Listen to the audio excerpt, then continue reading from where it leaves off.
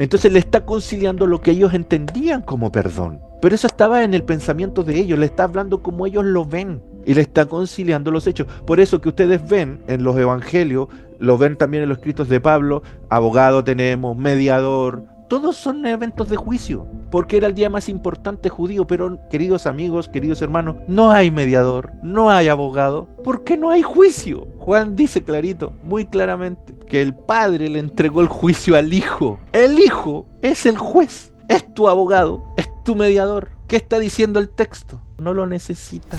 Lo que tú concibes en tu forma de ver las cosas, de un juicio, porque es el día más importante del mundo judío, porque necesitas a alguien que te defienda, que el sacerdote se presente la ofrenda por ti. Todas esas cosas, Pablo dice, es Jesús mismo, el mismo que te enjuicia, es el mismo. Te está diciendo que no hay. ¿Lo ven? Por eso que en la concepción judía al entender que habéis llegado el reino es miedo. Y el Señor viene a decir, no temáis, no temáis, no temáis.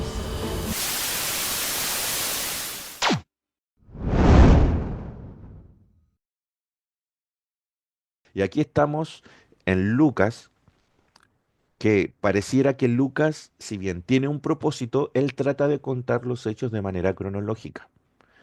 Y él altera algunas cosas para darle un propósito al libro, pero trata de ir de principio a fin. Y en ese principio a fin coloca y saca elementos, agrega, quita otros. Entonces estamos en un libro de Lucas que trata de contar todas las cosas, pero las organiza de la forma en que él las estima para darle un sentido. Lucas se preocupa mucho de la gente pobre, que no eran muy bien mirados en ese tiempo, de la gente que no tiene recursos, de la gente que ha sido dañada o de la gente que socialmente eran más rechazados o tenían un rol importante pero en segundo plano, como podríamos decir mujeres, gente pobre, gente necesitada, gente enferma. Todo eso usted lo encuentra en el libro de Lucas, pero Lucas está contando el libro para hacer quedar bien a Jesús con la Torá, por eso que relata a un Jesús conforme a la ley. Relata a una María que era conforme a la ley, Jesús fue presentado al templo conforme a la ley, es circuncidado, se presenta una ofrenda, referente a Zacarías igual, el único que menciona a Zacarías es Lucas. Entonces, Lucas está presentando a un Jesús y a un Juan el Bautista que venían de linajes sacerdotales. No se olviden que María era pariente de Elizabeth estaba casada con Zacarías. Entonces trata de poner a un Jesús ad hoc a eso. Porque se piensa que el libro de Lucas podía ir destinado a alguien de esa línea. Eso ustedes lo pueden ir viendo en la serie y pueden ir masticando. Ahora, ¿qué sucede? Que en los primeros 4 capítulos, el libro de Lucas sienta las bases para explicar a ese Jesús conforme al ritual judío que estaba conforme a la ley. Y después de esos 4 capítulos comienza su libro. Y cuando comienza su libro, empieza a explicar algo en específico y empieza a organizar los hechos por ese algo que a Lucas le interesa. Y eso que a Lucas le interesa es el reino. Le interesa explicar la verdad y los secretos del reino a través de la vida de Cristo. Y él incluso llega a modificar los hechos para organizarlos de esa forma, pero va en orden. Y una de las cosas que nosotros siempre, esto es un consejo, yo no sé por qué la gente, a nadie se lo dicen o simplemente no lo perciben de esa manera. Yo le digo a las personas, nunca estudies un hecho aislado de los evangelios. Los puedes hacer, puedes leer una historia, contarle esas historias a otros, pero cuando tú la tomas, una historia de una sanación, una historia de un milagro de Jesús, y te quedas solo en ese milagro, lo más probable es que no comprendas el interés del autor de incluir ese milagro de la forma en que lo está haciendo y en la forma que lo describe. ¿Por qué? Porque él tiene un interés. Los milagros no son un fin en sí mismo, en ningún evangelio. Los milagros son un motivo para contar algo. Un ejemplo claro es que cuando el Señor sana a un sordo, en la historia posterior es Jesús hablando con los fariseos que no lo escuchan. Entonces está relatando cómo Dios libera al ser humano de su sordera, lo toma como un hecho físico y después lo relaciona con un hecho espiritual. Lo mismo sucede con esto, el título del tema, de muerte a vida, la verdadera resurrección.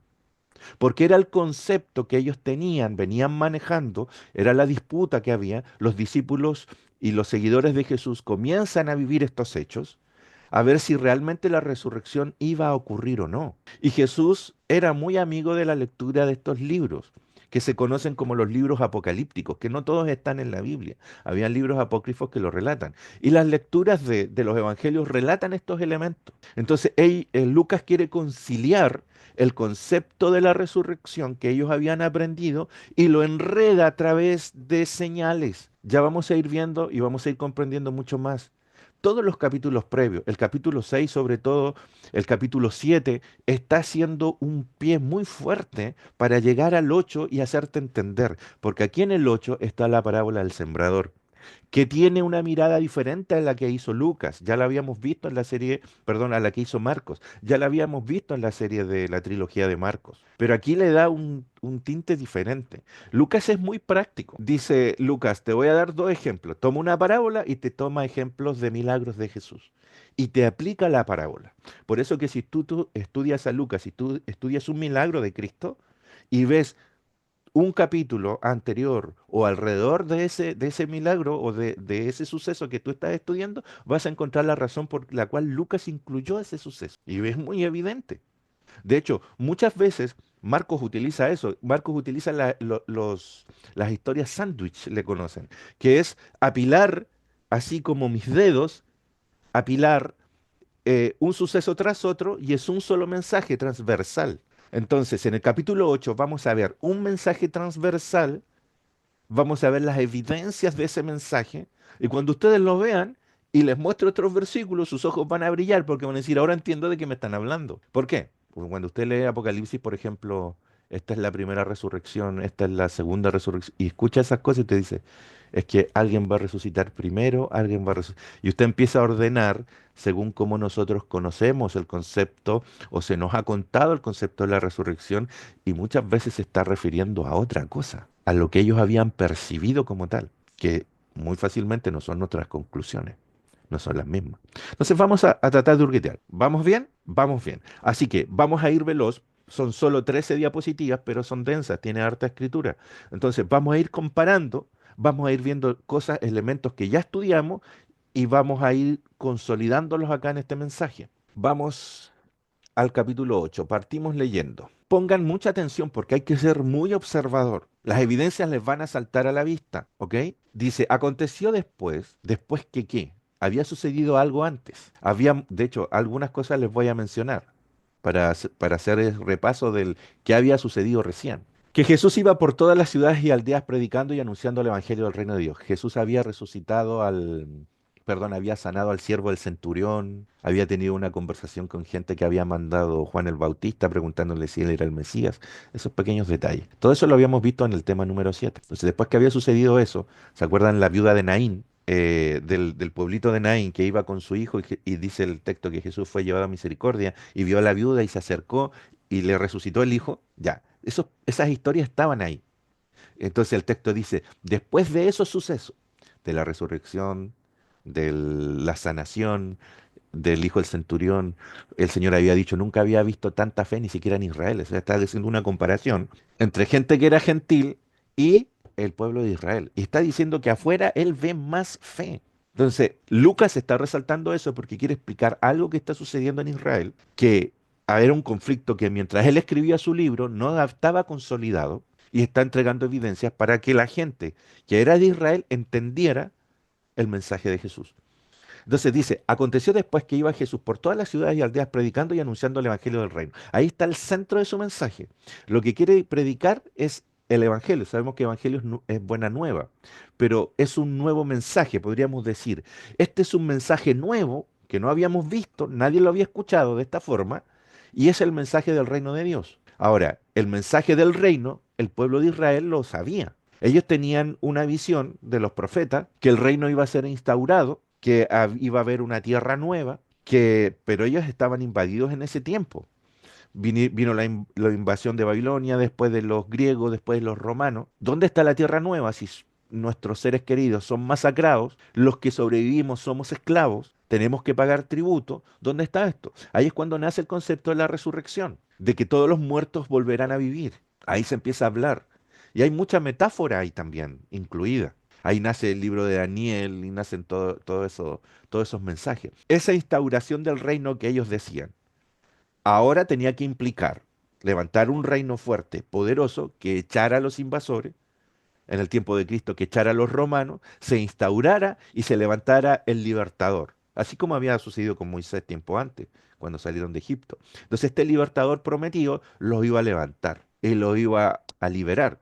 Y prácticamente iban a ser el centro del universo. ¿Por qué? Porque esto venía de Dios y ellos eran un pueblo escogido por Dios. Pero tenía que generarse esa libertad. Entonces viene Jesús en esclavitud, hablándole que el reino ya estaba, y dice, pero ¿cómo? Si esto es no como me lo enseñaron. Me habían explicado otra cosa. Me habían dicho que el reino se iba a establecer, que el Mesías iba a derrocar, que iba a venir con poder, con fuerza, y ellos se acordaban de Elías, con el fuego de Elías, que iba a venir con esto otro. Entonces ellos relacionaban con lo que ellos tenían en su historia, en sus pensamientos. Habían nacido en eso, habían vivido en eso. Su concepción del reino era eso. Entonces viene alguien que le dice el reino ya está y ellos miran y dicen, pero ¿dónde? ¿Dónde está el reino? Ese es el mensaje de Lucas. Se va a ir desenredando en los demás capítulos. Pero ese mensaje, ¿qué tenía que incluir si venía el reino? La resurrección. ¿Por qué? Porque ellos habían nacido en un periodo, ellos venían de un periodo, el periodo previo, que era el periodo intertestamentario, donde se habían liberado de los griegos y habían caído en manos de los romanos, donde ya se hablaba de que para la instalación de ese reino, de esa tierra nueva, tenía que los muertos, sus seres queridos, volver a vivir y ahí conciliaban todo, donde todas las cosas volvían a cero, donde el Señor restauraba absolutamente todo lo que se había perdido. Ahora, nosotros, acá, sabiendo todo lo que ha pasado en el tiempo, todo eso lo proyectamos hacia el futuro, pero para ellos no era así. En ese proceso ellos tenían un conflicto, no le creían. Entonces, nace también una frase. El Señor les empieza a decir, bueno, es que tienen que nacer de nuevo. Y eso nosotros lo hemos espiritualizado. Yo no digo que esté malo, pero lo hemos llevado a nuestros tiempos. Y el Señor le está hablando de algo físico y espiritual a la vez, porque una es la señal física que ellos entienden como modelo y el espiritual es la aplicación. Pero nosotros le decimos a la gente que todos tenemos que nacer de nuevo. Yo le digo a la gente, nadie tiene que nacer de nuevo. No necesitan nacer de nuevo. Pero ¿cómo si Jesús lo decía? Pero es que fíjense en la señal física. Ellos habían aprendido un asunto de, ellos se creían escogidos porque habían nacido como israelitas, como una nación que tenía un pensamiento, una cultura. Eran un linaje. Entonces el Señor les dice, para entender el reino, tienes que olvidarte del linaje. ¿Y cómo se los dice? Nace de nuevo, pero no en tu nación. Entonces ellos tenían un problema con cómo habían aprendido las cosas, con cómo su cultura les había enseñado. Entonces el Señor le dice a Nicodemo, Nicodemo, mira, si tú no naces de nuevo, no me vas a entender nunca. O sea, olvídate de todo lo que aprendiste. ¿No les pasó a ustedes que cuando ustedes escucharon algo diferente empezaron a relacionar y empezaron a decir, bueno, ¿y el sábado? ¿Los 144.000? Oye, pero ¿va a venir Jesús o no? ¿Y hay resurrección? ¿Y van a resucitar y morir de nuevo? ¿Y empiezas a tener dudas? Y otras cosas que te enseñaron que cuando tú empiezas a escuchar algo nuevo no te calzan. Muchas de ellas no te calzan o las tienes que volver a estudiar. Si imaginas el judío que viene el Señor y le dice, bueno, el reino ya está acá. ¿Pero dónde? Si a mí no me explicaron eso. Este tipo está loco. Pero ¿cuál era la señal? El Señor estaba sanando y había algo que ellos veían, pero en otras no estaban convencidos. O sea, podían ver que Jesús hacía un milagro, pero no le creían el mensaje. Y miren lo que sucede acá. Le está anunciando y predicando el reino de Dios y dice que quienes van con él, dice el texto, los 12 con él y algunas mujeres. ¿Cuánto dice? Algunas mujeres que habían sido sanadas de espíritus malos y de enfermedades. Empieza a dar ejemplo y menciona a tres. Miren el detalle. María, y especifica cuál María, la de Magdala, la Magdalena, dice que el Señor le había sacado 7 demonios. Juana, mujer de Chuza. ¿Quién era Chuza? El intendente de Herodes. ¿Se acuerdan que a Jesús cuando lo enjuician estaba Herodes, el Galileo? Ahí está Juana, que era la esposa del intendente de Herodes. ¿Qué hacía con Jesús? Y Susana, menciona una Susana. ¿Sabe lo que significa Susana? Lirio. El capítulo 12 de Lucas menciona a Jesús como el lirio. Todo esto son señales. Juana es como quien recibe la gracia, es el femenino de Juan. Y María es como estrella de mar. Y Magdala es como la torre de peces, donde está la torre, es como la torre que alumbra. Era el lugar donde era un lugar de pescadores que había alrededor del mar de Galilea. Todas estas son señales. Por ejemplo, acá no salió mar, no salió gracia, y Jesús como el lirio de los valles, que es esa flor blanquita que crece en el fango. Todas estas son señales de Lucas. Ahora, ¿no ven algo extraño en el conteo? No los números, sino que no les da la sensación que falta aquí gente. ¿Es lo que no dice de algunos que debieron haber acompañado? ¿Quién creen ustedes que falta si está mencionando a las mujeres y menciona esas tres? Su Miren madre, el título, dice mujeres que sirven a Jesús. Aquí en no, este espacio quiere destacar a las mujeres. ¿Quién falta? bueno, en este caso su madre. Muy bien. ¿Por qué creen que faltaba la madre? Ah, creo, si no me equivoco, que la madre tuvo dudas de lo que él andaba haciendo, ¿no? En ciertos momentos. Y cuando le dijo, ay, perdón, o sea, pienso que es por eso también que no siempre estaba, ¿no? ¿De qué tenía dudas? ¿Piensa usted? Porque a ver, si nos ponemos independientemente de lo que dice en la escritura, pues es lo que anunciaba, que era desconocido para todos.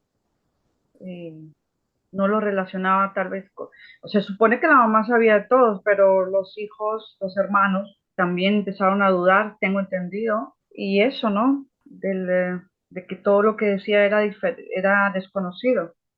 No sé, a lo mejor le daba pena ajena, ve todo a saber. Usted es muy observadora. Eh, claro, no menciona a la madre, no menciona a sus familias. Así. No había ningún familiar que los tenía, no le creía. Claro, él dijo, nadie es profeta ni en su tierra ni en su casa o algo así. De hecho, él se había criado en Nazaret, dice el texto, y los que le seguían eran de otros lados.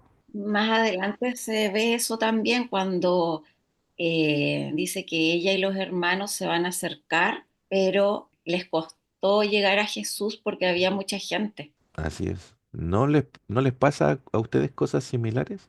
¿O les ha pasado que simplemente no le creen? Miren, nos vamos a sorprender porque el texto de alguna forma está escrito para hacernos calzar una cosa, pero usted va a encontrar ciertas contradicciones en el relato porque quiere demostrarte otras también. Debajo de todo el engranaje está la verdadera historia. No digo que esta sea falsa, lo que estoy explicando es que esta historia está adornada para el pensamiento del escritor, pero debajo de ella vas a encontrar realidades que el escritor también menciona. Entonces, mucha gente busca al Jesús histórico y cree que todo es mentira y se van a un extremo, al otro. Yo le digo, no, yo puedo encontrar al Jesús histórico leyendo solamente la Biblia y me puedo dar cuenta. De hecho, les voy a mostrar un ejemplo. Mire, en Lucas 1, uno podría decir, pero es que si el ángel se le apareció a María, Marcos no menciona nada de la infancia de Cristo, no le interesaba esa área o no la tenía desarrollada. Mateo sí, lo tenía más desarrollado. Después viene Lucas, estamos hablando cerca del año 80 después de Cristo. Lucas cuenta que se le aparece un ángel a María. Entonces uno podría decir, ya con eso está solucionado. María entiende todo porque el ángel le dijo que el santo ser que nacerá será llamado el Hijo de Dios. O sea, va a concebir sin conocer varón. Para eso ya María tenía que entender que el niño tenía un propósito. Y yo les pregunto, ¿realmente era así?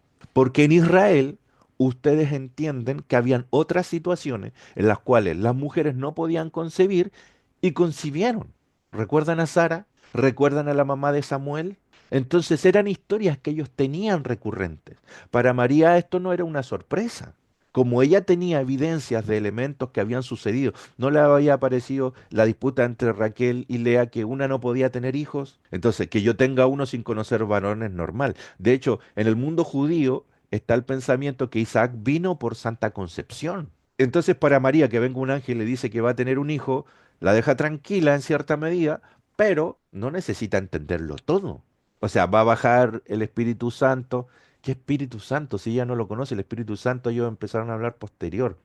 O lo que ellos vieron que bajaron, que bajó en el Pentecostés, eso es muy posterior. Entonces el ángel no debió haberle dicho, el Espíritu Santo va a bajar y te va a cubrir. Y va a poner una semillita. O sea, yo no lo entendía todas las cosas. El texto está escrito posterior con los elementos en juego. Lucas simplemente los agrega al relato para hacernos entender a nosotros que no tenemos idea. Pero para María esto era muy diferente.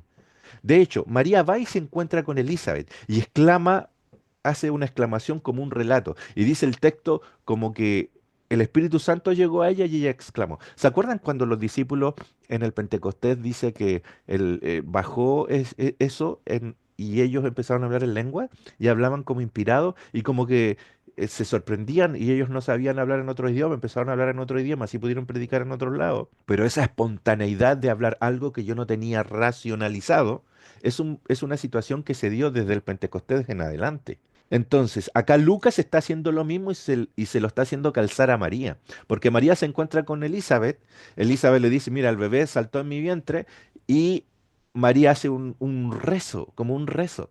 Y dice, el Espíritu Santo la tomó y habló un rezo. Perdóname, pero aquí tú me estás haciendo, adornando la historia. No creo que haya sucedido eso en forma literal. ¿Por qué lo sé? Porque cuando nace Juan el Bautista, Juan el papá, Zacarías, que había quedado mudo, recupera el hablar y también hace un rezo. Y si usted junta los dos rezos, son el mismo. Basta con que haga esa comparación. Acá la tengo hecha, miren. Dice acá, el que tienen a la izquierda es el rezo de María. El que tienen a la derecha es el que da Zacarías, el papá de Juan el Bautista. No está completo el de Zacarías, pero eso es lo relevante. Eso es casi el 80-90% del rezo de Zacarías. Miren cómo empata con el de María. Están diciendo las mismas palabras, pero le están dando un sentido distinto a cada uno. Este es el autor utilizando em, recursos literarios. Miren lo que dice. Engrandece mi alma al Señor y mi espíritu se regocija en Dios mi Salvador, porque ha mirado la bajeza de su sierva. Miren lo que dice el texto de Zacarías. Bendito el Señor Dios de Israel, que ha visitado y redimido a su pueblo. Zacarías lo hace calzar en el pueblo, María lo hace calzar en ella. Y nos levantó un poderoso Salvador. Aquí dice Dios mi Salvador. Ella está hablando de ella y Zacarías está hablando del pueblo. En la casa de David su siervo. ¿Por qué dice David su siervo? Porque había un problema. Y Lucas lo menciona antes de contar la genealogía del capítulo 3. Dice, sabemos que Jesús no es hijo natural de José, pero políticamente lo arrastra y empieza a contar la genealogía y llega hasta David. Eso hace Lucas. O sea, en su primer relato, Lucas sabe que Jesús no venía de la casa de David, porque era hijo de María. Y a María la está haciendo calzar con la línea sacerdotal, que eran otras. Pero por ser hijo político de José, o sea, José adoptarlo, aceptarlo, políticamente lo arrastraba al linaje de David, lo está haciendo calzar ahí también. Por eso dice acá, un Salvador en la casa de David, su siervo. Y sigue diciendo, pues he aquí, desde ahora me dirán bienaventurada todas las generaciones porque ha hecho grandes cosas el poderoso. Santo es su nombre y su misericordia es de generación en generación a los que le temen. Mire cómo lo dice acá. Como habló por boca de sus santos profetas que fueron desde cuándo, desde el principio. Acá María dice todas las generaciones, desde siempre, dice María. Acá Zacarías dice desde el principio, lo resume así. Y mira, dice el 51, María dice, hizo proezas con su brazo. En el libro de Lucas, el brazo de Dios es Jesús. ¿Ok? Eso lo vimos también en un tema, si no me equivoco, fue el tema número 6 de Lucas. El brazo es Jesús. Hizo proezas con su brazo, esparció a los soberbios el pensamiento de sus corazones, quitó los tronos de los poderosos, exaltó a los humildes, a los hambrientos colmó de bienes y a los ricos envió vacíos. Salvación a nuestros enemigos, dice. ¿Por qué? Porque acá dice de que le quitó los tronos a los poderosos, dice María.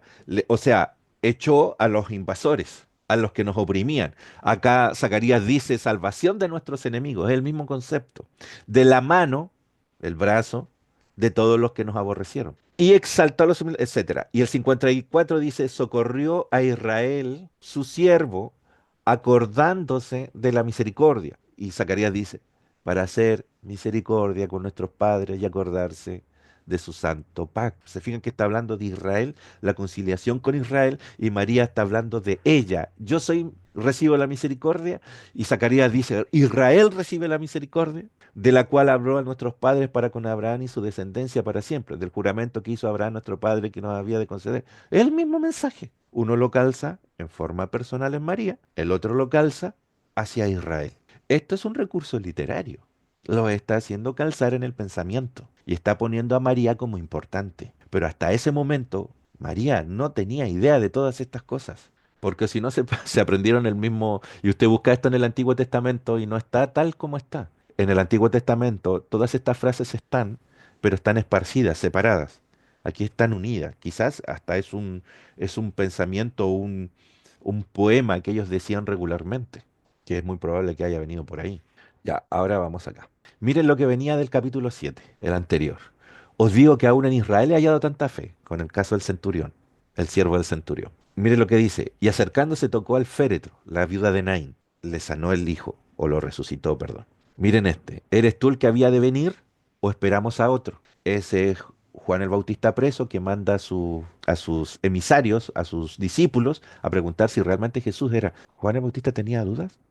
Pero claro, oye, pero si cuando él vino y dijo, él recibió una señal y dice el Cordero de Dios, eh, algo le dijo a él, este es el Mesías. Entonces, Juan el Bautista estaba dudando de la voz que había escuchado. ¿De qué estaba dudando? Eso no está bien. ¿No ven que hay algo extraño? ¿Había sucedido tal cual a Juan el Bautista? ¿Por qué? Bueno, yo también habría tenido dudas porque viene a dar libertad a los cautivos, viene a liberarnos del yugo romano y el preso es Juan. Algo está malo. Entonces Juan duda y le dice, ¿por qué no le van a preguntar si realmente era él o me equivoqué? ¿Y qué le responde Jesús? Acá dice, mira, díganle a Juan lo que han visto. Y acá viene el relato. ¿Y por qué los relatos de los evangelios mencionan tantas sanaciones? Porque son las evidencias del reino. Mira, dice, mira, los ciegos ven, los cojos andan, los leprosos son limpiados. También en el capítulo 7, Jesús había entrado en la casa de un fariseo que Jesús había sanado de lepra. Ahí viene la mujer que le tira el perfume en los pies de Jesús. Y el fariseo, fíjense acá abajo, dice, cuando vio el fariseo lo que había, el que le había convidado Jesús a esa fiesta, y vio a la mujer, y dice, exclama, si fuera profeta, conocería quién es esta mujer que lo está tocando, que era pecadora. Fíjense lo que le dice, si fuera profeta, ¿estaba dudando? Totalmente. Duda Juan, duda el fariseo, dudan todos los de Israel. El único era el centurión, que ni siquiera era judío. ¿Ven lo que nos está relatando Lucas? Nadie cree en el reino. Oye, ¿y los discípulos por qué andaban con él? ¿Creían en él? Lucas no lo va a relatar, porque eso es lo que está tratando de hacer. No le creían. Fíjense lo que les dice. Los sordos oyen, los muertos son resucitados. Había resucitado a la viuda de Naín. Perdón, al hijo de la viuda que vivía en Naín. Y a los pobres es anunciado el Evangelio. Esa es otra evidencia. Porque el Evangelio era para ricos, no a los pobres. Había, ellos tratan de poner a los pobres, no está hablando de los pobres espirituales. Ese es un calzar posterior. Está hablando de realmente la gente que no tenía recursos. Por eso que Lucas está hablando de mujeres, está hablando de gente que es rechazada social. En la genealogía de Lucas ustedes ven pura gente que nadie conoce. A diferencia de la genealogía de Mateo, que hay pura gente de linaje. Y acá viene el relato. Aquí vamos a entender el porqué y lo que está pasando. Lucas lo cuenta de manera distinta. Es la misma historia, pero le da un énfasis diferente y quiere recalcarnos algo distinto.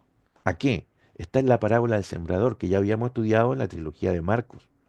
Y habíamos dicho que los frutos, el fruto, la semilla es Jesús mismo, que Él muere y resucita. Ese es el énfasis de Marcos. Pero acá el énfasis que le da Lucas no es el mismo. Si bien está relacionado, para Lucas es el mensaje del reino. Creer en el mensaje y en el mensajero. ¿Ok? Acá va. Mucha atención. Dice que se junta y empieza a relatar la parábola. Acá el verso 6 dice, otra parte cayó de la semilla que lanza, cayó, una parte cayó en el camino y fue hollada, y las aves del cielo se la comieron. Otra parte cayó en piedra, piedra. Pero fíjense que dice sobre la piedra. Es singular. ¿Había hablado de piedra Jesús previamente a este suceso? ¿Lo recuerdan? Construye tu casa sobre la roca. Lucas está tomando los relatos que él está haciendo, lo está conciliando en la parábola. ¿Qué es lo que era la roca? Nosotros decimos la roca era Cristo, pero nosotros explicamos muy bien que la roca era el pensamiento acerca de la Torá o la enseñanza o lo que la gente dice, ley, acerca del amor al prójimo. Eso está en el concepto, Mateo lo menciona en el Sermón del Monte, pero Lucas lo menciona en el Sermón del Valle. Entonces, ¿Qué sería un fruto que cae en una roca? Está construyendo el fruto sobre la roca. Pero ¿qué le faltó? Dice acá. Se secó porque no tenía humedad. ¿Qué le faltaba? Agua. ¿Qué es el agua? Todas estas son señales de Lucas, porque hay uno que cae en el camino. En el camino es como que está recorriendo un caminar. Ellos le llamaban el camino a la Torá. La Torá era el camino, el andar con Dios. Pero dice que es hollada. ¿Qué es hollada? Pisada, masacrada. Y que son las aves del cielo. Busquen la fijación de los romanos con las aves. Ellos andaban con águilas, ¿no? Entonces, se la comen las aves, es hollada, es pisoteada. Venía la toma de Jerusalén, eso es un tema para Lucas. Entonces, ellos que habían seguido el camino tradicional que habían conocido a través de la Torá, serían hollados finalmente.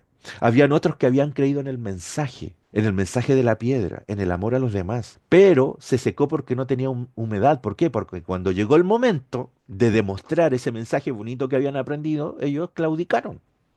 Otra parte cae entre espinos y la ahogan. Y otra parte cae en buena tierra. Entonces vienen los discípulos y les dice, oye, pero cuéntanos, ¿qué significa esto? El Señor les dice acá, es un misterio, es el misterio del reino, es algo relacionado con el reino, pero ustedes no lo ven. Pero a otros por parábolas. A ustedes les digo las cosas como son, se las estoy explicando, pero a otras van en parábolas, ¿para qué? Para que ellos, el que sea transformado, ¿de qué manera? Su forma de pensar, cambie la forma que tiene de pensar tradicional, nazca de nuevo, lo pueda ver. Y les explica, dice, la semilla es la palabra de Dios, o sea, es el mensaje del reino. Los del junto al camino son los que la oyen, luego viene el diablo. El diablo no necesariamente es lo que nosotros conocemos como diablo acá.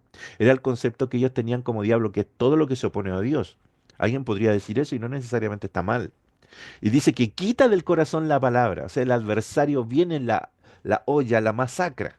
Y dice el 13, los que sobre la piedra son los que habían oído, o sea, oyeron el mensaje de la roca, les pareció bien, reciben la palabra con gozo, pero estos no tienen raíz, o sea, crecen un tiempo y cuando viene la prueba se apartan. Cuando viene el momento de amar al enemigo, cuando aparece el enemigo ya no les gusta. Y dice, la que cayó entre espinos son las que la oyen, vienen las riquezas, las cosas, los afanes, las- la posición. Oye, oye, y entre las mujeres no habían, miren, dice que le servían con sus bienes. Eran mujeres que tenían posición económica, pero que los bienes no las ahogaban. Ellas entregaban sus bienes a la causa. Lo está tomando así. Juana, la mujer de Chuza, intendente de Herodes, tenía dinero, tenía posición. A ellas, se fijan cómo está haciendo el relato, esos bienes no las ahogaban. Y tenemos a María, que no había caído sobre la roca solamente la semilla. Si bien había caído sobre la roca, porque la roca era el mensaje del amor a los demás, había germinado, porque de ella salieron 7 demonios. 7, o sea, no uno, 7. Entonces te está relatando que el reino es la liberación de las cargas del ser humano, de todo el conflicto social, político, relacional que ellos tenían. Jesús lo está liberando de sus problemas para que puedan ver el reino. Ahora, miren lo que dice acá abajo en rojo, el 15.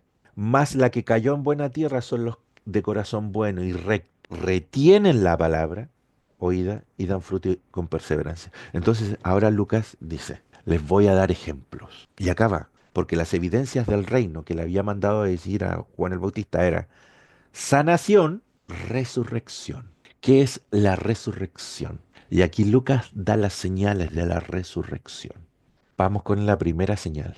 Ah, antes de eso, yo creo que esta parábola está pegada a la del sembrador. Es una aplicación de la del sembrador. Es como una evidencia más que debe tener la parábola del sembrador. Aquí viene. Nadie que enciende una luz la cubre con una vasija, sino que o la pone debajo de la cama, sino que la pone en un candelero para que los que entran vean la luz, porque nada hay oculto que no haya de ser manifestado ni escondido, sino que no haya de ser conocido y de salir a la luz. Mirad pues cómo oís, porque a todo el que tiene se le dará y todo el que no tiene aún lo que piensa se le quitará. Muy extraña la forma en que está escrita, pero pongan mucha atención. Está diciendo de que las luces se ponen en un lugar visible. Eso quiere decir que al terreno bueno, las evidencias de ese terreno bueno, que va a dar fruto, las vas a ver. Tiene que ser evidente, la tienen que ver los demás. El que no tiene fruto o el que no tiene luz no se verá. Pero fíjense lo que dice en el 18. Pues como oís a todo, dice, porque a todo el que tiene, ¿qué tiene? Fruto, se le dará, dice 30 por uno, 50 por uno. Esa es la multiplicación de los frutos, las evidencias del reino. Y a todo el que no tiene, o sea, no tiene fruto, semilla que muere, se ahoga, no crece, aún lo que piensa. No dice lo que tiene acá, dice lo que piensa. ¿Qué es lo que piensa? Que el reino es otro, que el reino es el imperio, que el reino es levantarse contra Roma. Eso que él tiene se le quitará. ¿Por qué? Porque la que cae sobre el camino es hollada por Roma. Viene la toma de Jerusalén. Eso es lo que nos está relatando Lucas. Y el que cae en buena tierra, la semilla muere, vuelve a vivir, resucita. Aquí viene. Entonces viene lo que dijo Eli, viene la madre de Jesús. Y aquí está dando ejemplos, Lucas, de las semillas, de los terrenos, de las personas. Viene la madre y los hermanos y no podían llegar a causa de la multitud y dice que se le avisó a Jesús. Vienen tu madre y tus hermanos que venían a verte. Entonces él dice, mi madre y mis hermanos son los que oyen la palabra de Dios y la hacen. Parece, ¿cómo se dice? Una respuesta no esperada, ¿no? Pero Lucas lo está relatando así para mostrarte que su gente no creía. Porque está diciendo que su madre y sus hermanos son los que oyen la palabra y la hacen. Ellos no son su madre y sus hermanos porque oyen y no la hacen. Eso es lo que está diciendo. Entonces, tenemos un grupo acá, que son sus familiares, incluida su madre, que decían, mi hijo no va por ahí. El fariseo había dicho, este si fuera profeta, sabría a quién le toca. Este no es profeta. ¿Por qué decía eso? Porque decían que a lo menos Jesús era un profeta. Como Elías, como Eliseo, como los que habían tenido. Como Samuel. Este era un profeta. No tenían escuelas de profeta. No era nada novedoso tener un profeta. Pero si fuera profeta, tendría un mínimo, ¿no? Entonces había una disputa de pensamiento. ¿Por qué lo seguían? Porque sanaba. Solo por eso. Entonces, ya, ok. El hijo se está volviendo loco. Está diciendo que el reino ya llegó. No es así. Y se ponen de acuerdo a ir toda la familia. Siguiente relato. Ahora los discípulos, ¿creían o no creían? Miren lo que dice el relato. Aconteció un día que entró en una barca con sus discípulos y les dijo, pasemos al otro lado del lago. Y partieron. Pero mientras navegaron, o navegaban, dice que él se duerme. ¿A qué compara Jesús el dormir? A la muerte, ¿no? ¿Quién muere? Él. Y están los discípulos, ¿y qué se les desarma? Todo. La tempestad comienza cuando él muere. Oye, pero ¿qué es el agua? Apocalipsis, ¿con qué compara el mar? Con el lugar que bota o vomita a los muertos, ¿no? El mar o el abismo es el lugar de los muertos. También lo relaciona con el lugar de quiénes, de los demonios, el abismo, el ángel caído que llega y abre las llaves del abismo en Apocalipsis. Todas esas señales usted las encuentra en Apocalipsis. Ahora usted entiende por qué en Apocalipsis se mencionan todas esas cosas, porque era parte de la apocalíptica que ellos utilizaban. Entonces, tenemos mar, tenemos viento. ¿Y qué es viento acá? Bueno, viento es viento, pero esto es una señal. Apocalipsis dice que los cuatro vientos son sujetados. Los cuatro puntos por cuatro vientos. Cuando se desatan estos cuatro vientos son ángeles, ¿no? Entonces, fíjense, los demonios son expulsados. Tenemos viento, tenemos peligro, tenemos muertos. Y vienen a él y lo despiertan y le dicen, maestro, maestro, que perecemos, estamos muriendo. Despertando a él, reprende al viento y a las olas. Y cesaron y se hizo bonanza. ¿Y qué les dice? ¿Dónde está vuestra fe? La semilla cae en piedra, pero en el momento de los que hubo, no tiene humedad. Los terrenos están siendo contados. Los discípulos tampoco tenían idea quién tenían al lado. Los seguían porque habían sido elegidos. Jesús los había llamado y les había parecido bien la historia. ¿Por qué? No podían pescar. Y de repente están llenos de peces. ¿Quién es este? Sigámoslo. ¿Dónde está vuestra fe? Y atemorizados. ¿Qué tenían? Miedo. El ángel del Señor se le presentó a María y le dice, no temáis. Se le aparecieron los ángeles a los pastores y les dicen, no temáis, os doy buenas nuevas de gran gozo. No temáis, no temáis, no temáis, pero ellos sienten miedo. ¿Quién es este que aún los vientos y las aguas manda y le obedecen? No tenían idea quién tenían al lado. Están en ese proceso, no lo entienden, no creen. Seguimos. El Gadareno. Acá Lucas dice que es uno, Mateo dice que son dos, pero no nos detengamos en ese conflicto. Sumerjámonos en el mundo de Lucas. Acá en Lucas dice que es uno. Mateo dice que son dos. Marcos dice que son uno. Dice, al llegar a la tierra vino a su encuentro un hombre de la ciudad endemoniado que hacía mucho tiempo que y no vestía ropa, ni moraba en casa, sino ¿dónde vivía? En sepulcros, lugar de muertos, así como el mar. Es la misma historia. Está haciendo un paralelismo. Al ver a Jesús, se lanza y grita y dice, postrándose a sus pies, exclamó a gran voz, ¿qué tienes conmigo, Jesús? Hijo del Dios Altísimo, fíjense que lo está reconociendo como el Hijo de Dios. Los discípulos se hacían la pregunta, ¿quién es Él? Pero acá el endemoniado le reconoce como Hijo de Dios. Te ruego que no me atormentes, porque mandaba al espíritu inmundo que saliese del hombre, pues hacía mucho tiempo que se había apoderado de él los vientos. Tenía cadenas, grillos, pero rompiendo las cadenas era impedido por el demonio a los desiertos, impelido por el demonio a los desiertos. Y le preguntó Jesús diciendo, ¿cómo te llamas? Y le dice, Legión, porque muchos demonios había tenido en él. Y le rogaban que no los mandase a dónde? Al abismo, el lugar de los muertos. Las prisiones de oscuridad, el abismo que dice Apocalipsis. O sea, son puras señales que van hacia allá, ¿las ven? Es el mismo suceso del mar y la tempestad. Había allí un hato de cerdos que parecían que pasían en el monte y le rogaron que los dejase entrar a ellos y les dio permiso. Y los demonios salidos del hombre entraron a los cerdos y el hato se precipitó por un despeñadero al lago y se ahogó. ¿Dónde caen? Al mismo lago, al mismo mar. Como ellos veían a los cerdos, como animales puros o inmundos, inmundos, ¿no? Claro, veían a los cerdos como inmundos. ¿Dónde caen los inmundos o los impuros? Al mar. ¿Qué tiene que pasar con nosotros, todos los impíos? Debemos morir para volver a vivir. Para entender el reino, debes nacer de nuevo, volver a nacer, volver a vivir. Resurrección son señales de lo mismo. Ahora miren, justo después de los cerdos se caen y los que apacentaban los cerdos, dice, vieron lo que había sucedido. Le hago la pregunta, ¿el endemoniado gadareno era terreno bueno? ¿Era una semilla que había caído en terreno bueno? Sí, lo van a ver ahora. Yendo al aviso, huyen los que cuidaban los cerdos, dan el aviso en los campos y salen a ver lo que había sucedido y vieron a Jesús y hallaron al hombre de quien había salido los demonios, sentado a los pies de Jesús, vestido en su cabal juicio. ¿Y qué tienen? Miedo. Siempre van a ver estas señales. Miedo, no tengan miedo. Y el que tiene miedo está sufriendo por algo. Y los que lo habían visto les contaron cómo había sido salvado el endemoniado.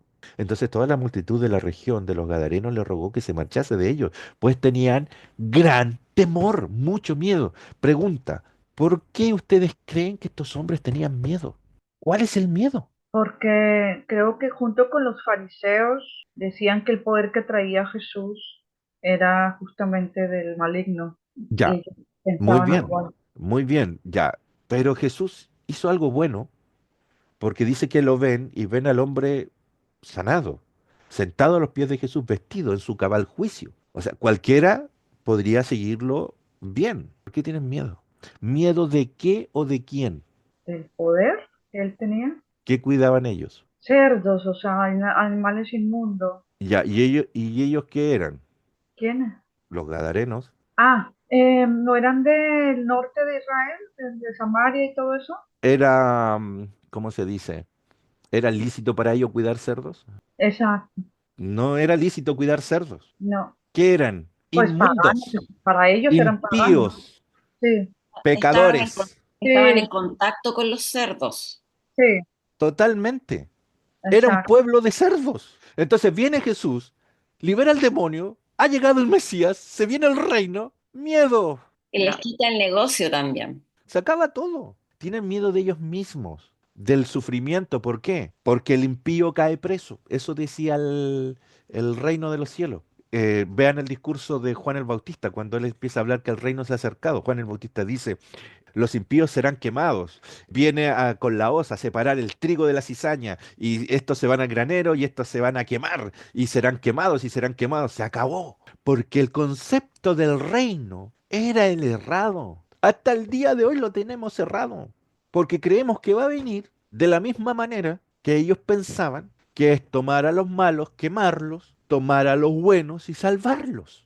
Y no hemos entendido nada, que todo está escrito como el pensamiento judío y está tratando de conciliar el pensamiento con la verdad del reino. Por eso que no creían en él, porque no les parecía. Y si usted empieza a contarle a los demás de este Dios que usted ha conocido, tampoco le creen, porque le dicen, o es una maravilla, mucha maravilla, es un Papá Noel bueno, bueno, bueno siempre, no, no puede ser. Y pareciera que es que el lenguaje está escrito para... Yo digo, a veces no entendemos lo que los textos están diciendo. ¿Se acuerdan la parábola de los dos deudores? Está Dios, perdón, un rey, dice Jesús, está contando una parábola y dice, hay un rey. Y les dice, este rey, este hombre le debía 10.000 denarios. Es un dinero, imagínense, de 30 años de deuda. Le debía mucho dinero. Entonces el rey va, le cobra, no tenía con qué pagar y lo toma prisionero. Cuando lo toma prisionero le dice, te voy a vender a ti, a tu mujer, a tus hijos y todos van a ser vendidos, todas tus cosas, y con eso me vas a pagar. Entonces el tipo le empieza a rogar y el rey dice, ok, tengo misericordia de ti, te perdono. Y se va. Y este hombre se encuentra con otro que le debía a él 100 denarios. Entonces dice, me tienes que pagar. Dice, pero yo no tengo con qué pagarte. Entonces este hombre lo toma y lo mete preso. Cuando el rey sabe lo que este hombre había hecho, que había recibido el perdón de tamaña riqueza que le debía al rey, pero él no había sido capaz de perdonar al otro, lo toma y lo mete prisionero. Y le dice esta frase. Le dice, por cuanto tú no has perdonado, yo te voy a tomar prisionero. Y no dice, hasta que me pagues la deuda, no dice nada. Dice, te tomaré prisionero. Y el Señor le dice a los fariseos, el Dios hará lo mismo con ustedes.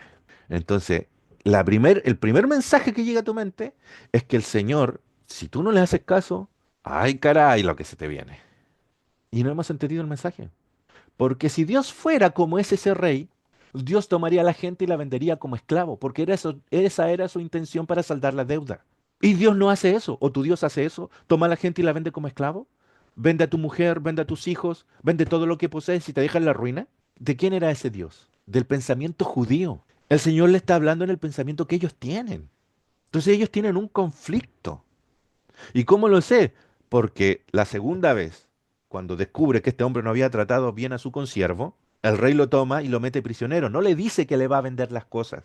No tiene con qué pagar, no lo tiene prisionero porque quiere que le pague. Quiere que perdone. No le está reclamando la deuda. La deuda ha sido perdonada. ¿Cuál es la prisión? Su mente. Las prisiones de oscuridad. Porque cuando tú no perdonas, crees que no eres perdonado. El mundo judío, el día más importante de toda la economía judía, hasta el día de hoy, es la fiesta del Yom Kippur, la fiesta del perdón, el día de la expiación. Y ellos iban con la duda si serían perdonados o no, si ellos habían confesado o no sus cosas. Por eso que después Juan dice, si confesáis vuestros pecados, serán perdonados. ¿Por qué lo dice? Porque estaba en el pensamiento judío eso, de la confesión. Entonces le está conciliando lo que ellos entendían como perdón. Pero eso estaba en el pensamiento de ellos, le está hablando como ellos lo ven y le está conciliando los hechos. Por eso que ustedes ven en los evangelios, lo ven también en los escritos de Pablo, abogado tenemos, mediador, todos son eventos de juicio. Porque era el día más importante judío, pero queridos amigos, queridos hermanos, no hay mediador, no hay abogado, porque no hay juicio. Juan dice clarito, muy claramente, que el Padre le entregó el juicio al Hijo. El Hijo es el juez, es tu abogado, es tu mediador. ¿Qué está diciendo el texto? Que no tienes eso, no lo necesitas. Lo que tú concibes en tu forma de ver las cosas, de un juicio, porque es el día más importante del mundo judío, porque necesitas a alguien que te defienda, que el sacerdote se presente la ofrenda por ti. Todas esas cosas, Pablo dice, es Jesús mismo, el mismo que te enjuicia, es el mismo. Te está diciendo que no hay. ¿Lo ven? Por eso que en la concepción judía al entender que había llegado el reino es miedo. Y el Señor viene a decir, no temáis, no temáis, no temáis. Más tarde Lucas va a decir, el reino ha llegado sin aviso. Entonces estos tipos tienen miedo, tienen temor. Y el hombre de quien habían salido los demonios le rogaba que le dejase estar con él. Yo quiero estar contigo. Pero Jesús lo despidió y le dice, vuélvete a tu casa y cuenta cuán grandes cosas ha hecho Dios contigo. La luz se pone en un lugar que se vea. Y él se fue publicando por toda la ciudad, estaba lleno de impíos, pecadores, cuidadores de cerdos, las grandes cosas que el Señor había hecho con él. No temáis. Miren esta historia. Nos está contando lo que sucede en los terrenos. Unos creen, la semilla cae, otros no creen. Los discípulos no creían, la familia de Jesús no creía, el endemoniado creyó porque había sido llevado de muerte a vida. Vivía en los sepulcros, había conocido al dador de la vida. Cuando volvió Jesús le recibió la multitud con gozo porque todos le esperaban. Entonces vino un varón llamado Jairo que era principal de la sinagoga y postrándose a los pies de Jesús le rogaba que entrase a su casa porque tenía una hija de 12 años que estaba muriendo. Como el mar en lugar de muertos, como el endemoniado en los sepulcros, su hija moría. Y mientras iba, la multitud le oprimía, pero una mujer que padecía flujo de sangre hace 12 años y que había gastado en médicos cuanto tenía y por ninguno había podido ser curada, se le acercó por detrás, le tocó el borde del manto y al instante se detuvo el flujo de sangre. Fíjense, tienes una mujer joven, tienes una mujer adulta y las dos están enfermas. Una tiene 12 años y la otra está enferma por 12 años. ¿Ustedes creen que esos 12 son casualidades que Lucas los ponga en el mismo relato y diga 12, 12? Con los judíos tan cabalísticos que eran, que lo son. Porque te está hablando de Israel. El problema es de Israel. Hay gente en Israel que cree y gente que no cree. Y la que cree es una mujer desechada, enferma, que se ocultaba. Claro, porque le toca el manto. Dice, ¿quién me ha tocado? Dice el verso 45. Entonces negando todos, dijo Pedro y los que con él estaban. Miren, fíjense quién es el que habla acá. Dice Pedro. Pedro le dice, pero Señor, mira, toda esta multitud te aprieta, te oprime. Y le dice, ¿quién me ha tocado? Pero Jesús le dijo, alguien me ha tocado, porque yo he conocido que ha salido poder de mí. Entonces, cuando la mujer se vio que no había quedado oculta una luz, ¿dónde se pone? En un lugar visible. No había estado oculta para Dios. La luz tiene que salir para que los demás la vean. Entonces el Señor la toma y la pone en un lugar visible. Le está dando ejemplos a los demás. Vino temblando y postrándose a sus pies, le declaró delante de todo el pueblo por qué causa le había tocado y cómo al instante había sido sanada. Y él dijo, hija, tu fe te ha salvado. Tal cual le había dicho al centurión. Nunca había hallado tanta fe en Israel. Acá tenemos un caso de buena tierra. Pero ¿qué pasa? Ahora vas a ver esta historia como antes no la habías visto. Sigue camino a la casa de Jairo y la hija muere. No molestes más al maestro. Oyéndolo Jesús le respondió, no temas, cree solamente y será salva. Fíjense lo que le dice, cree y será salva.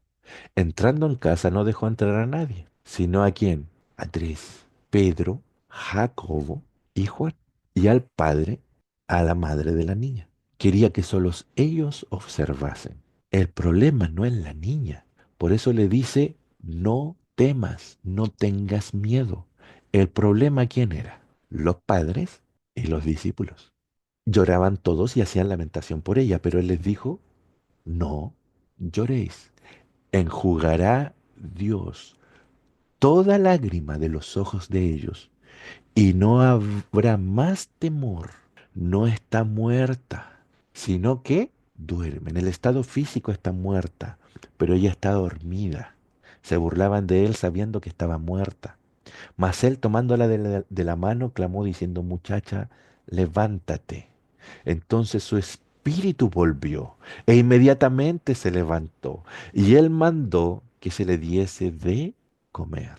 Y sus padres estaban asustados, que tenían miedo. Pero Jesús les mandó que a nadie dijese lo que había sucedido. Una luz se pone en un lugar visible, pero la otra no. Al gadareno le dijo, ve y cuenta. A ellos les dice, guarden silencio. Los terrenos están acá. El Señor nos ha venido a despertar de los muertos. Nos ha venido a pasar de muerte a vida. Esa es la resurrección. La física es un trámite. Miren cómo cobran sentido estos textos. Juan 11, 25 al 26. Entonces Jesús le dijo, yo soy la resurrección y la vida. El que cree vivirá, aunque muera, porque está dormido, no está muerto. Está muerto el que no cree. El amor de Cristo nos obliga, nos constriñe, nos empuja, porque estamos convencidos de que uno murió por todos y por consiguiente todos murieron y Él murió por todos, para que los que viven ya no vivan para sí, sino para que el que murió por ellos y fue resucitado. De hecho, ya que la muerte vino por un hombre, también por medio de uno la resurrección de los muertos. Nosotros sabemos que hemos pasado de muerte a vida. Está vivo el que está escribiendo esto. En que amamos a los hermanos. Es visible. El que no ama a su hermano permanece en muerte. Filipenses. Lo he perdido todo a fin de conocer a Cristo, experimentar el poder que se manifestó en su resurrección, lo que te lleva de muerte a vida hoy.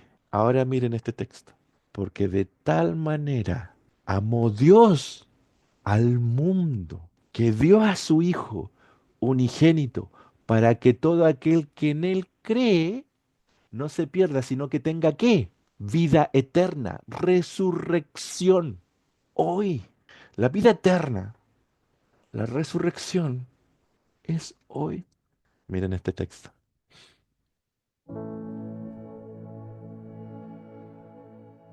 Dichosos y santos los que tienen parte en la primera resurrección. La segunda muerte no tiene poder sobre ellos, porque duermen, sino que serán sacerdotes de Dios y de Cristo. El reino. Reinarán con él 1000 años. ¿Ahora entienden los textos? Si tú crees en él, has pasado de muerte a vida. Algunos creerán primero, otros creerán después. Dichosos, bienaventurados, felices, los que creen primero, porque la muerte no tiene poder sobre ellos. Son sacerdotes de Dios y de Cristo y reinan con él por siempre. Sino que tenga vida eterna. La resurrección es ahora, el momento es hoy.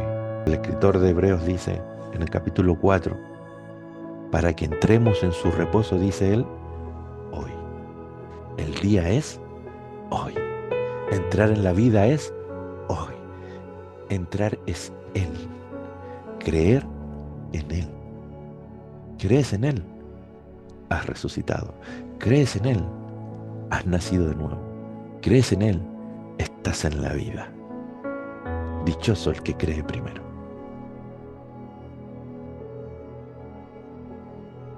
¿Quiénes habían creído primero?